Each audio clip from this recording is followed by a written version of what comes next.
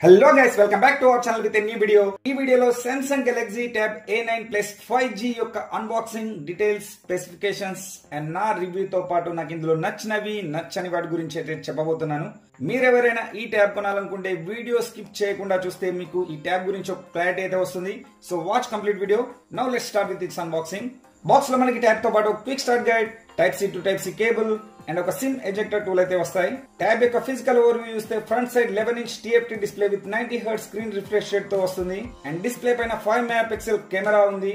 Top లో power button, volume rockers తో పాటు సెకండరీ నాయిస్ క్యాన్సలేషన్ మైక్ అయితే ఉన్నాయి.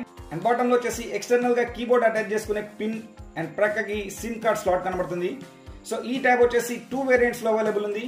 ఒకటేమో only wifi and the other is wifi plus SIM card support అనమాట.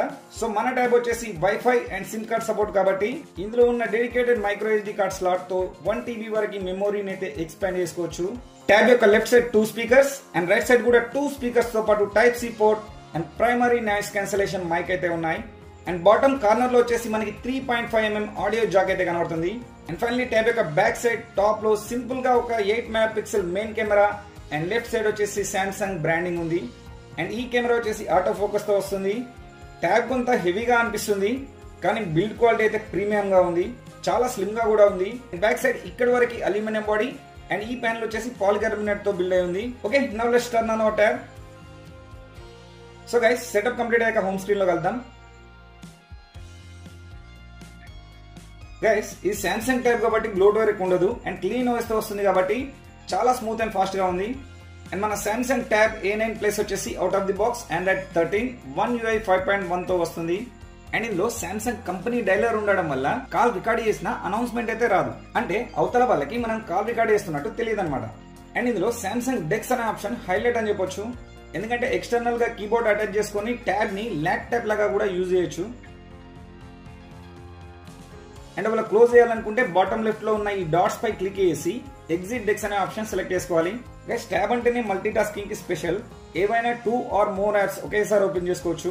అండ్ ఈ ట్యాబ్ లో నాకు నచ్చింది ఏంటంటే ఓ సైడ్ నోట్ ప్యాడ్, ఇంకో సైడ్ గూగుల్ ఓపెన్ చేసి ఇందులో మనకి ఇంపార్టెంట్ అనుకున్న ఇన్ఫర్మేషన్ ని డైరెక్ట్ గా ఇలా డ్రాగ్ చేసి ఇందులో డ్రాప్ చేసుకోవచ్చు. సేమ్ అలానే గూగుల్ ఇమేజెస్ ని కూడా డ్రాగ్ అండ్ డ్రాప్ చేసుకుని రీసైజ్ కూడా చేసుకోవచ్చు అనమాట. అండ్ మన ట్యాబ్ వచ్చేసి both 2.4 and 5 GHz wifi bands కి సపోర్ట్ చేస్తుంది. అండ్ నెట్వర్క్ బ్యాండ్స్ విషయానికి వస్తే 17 4G and 13 5G బ్యాండ్స్ కి సపోర్ట్ చేస్తుంది. అండ్ ఓ క్లాస్ స్పీడ్ టెస్ట్ యాప్ తో దీన్ని టెస్ట్ చేసినప్పుడు జియో 5G స్పీడ్స్ అయితే ఎక్సలెంట్ గా ఉన్నాయి. చూడండి, డౌన్లోడ్ స్పీడ్ వచ్చేసి 715 Mbps/s అండ్ అప్లోడ్ స్పీడ్ వచ్చేసి 49.8 Mbps/s. సో మన సామ్సంగ్ ట్యాబ్ వచ్చేసి 6 nm టెక్నాలజీపై బిల్డ్ అయిన Snapdragon 695 5G octa core processor తో వస్తుంది. ఆక్టా కోర్ అంటే ఇక్కడ ఉన్నాయి కదా, కోర్ 0 1 2 3 4 5 6 7 అని ఇవే అనమాట ఆ 8 cores. And graphical processing unit GPU విషయానికి వస్తే Adreno 619 GPU తో వస్తుంది. Okay, now let's check its AnTuTu performance score.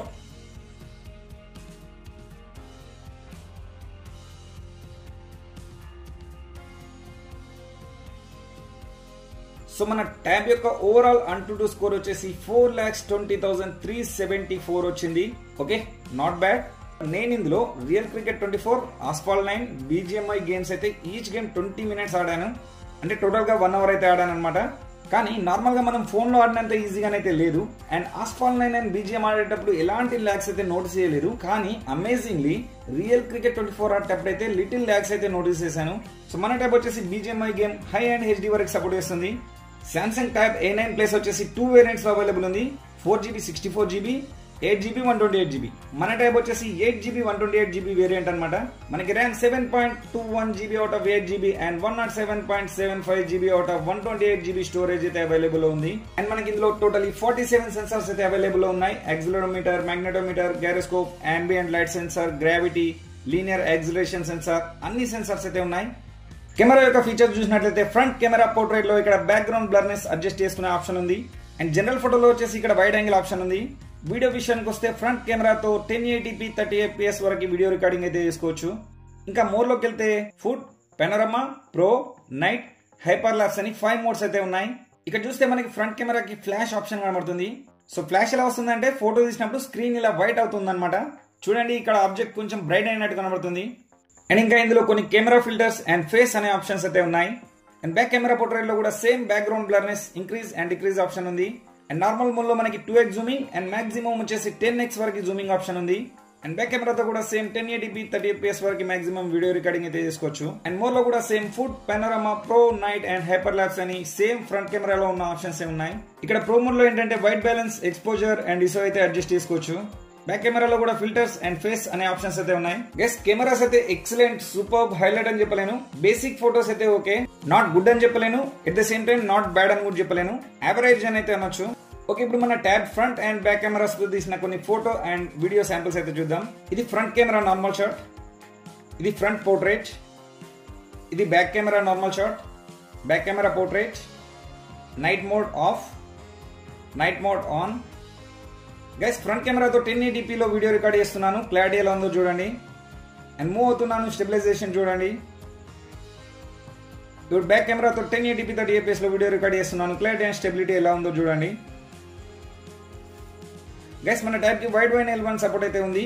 So Amazon prime, Netflix లాంటి OTT ప్లాట్ఫామ్స్ లో కంటెంట్ ని HD క్వాలిటీలో చూడొచ్చు. అండ్ మన ట్యాబ్ కి Dolby Atmos support and quad speaker setup వల్ల సౌండ్ కూడా క్లీన్ అండ్ లౌడ్ గా ఉంది. Okay guys, now listen to some music.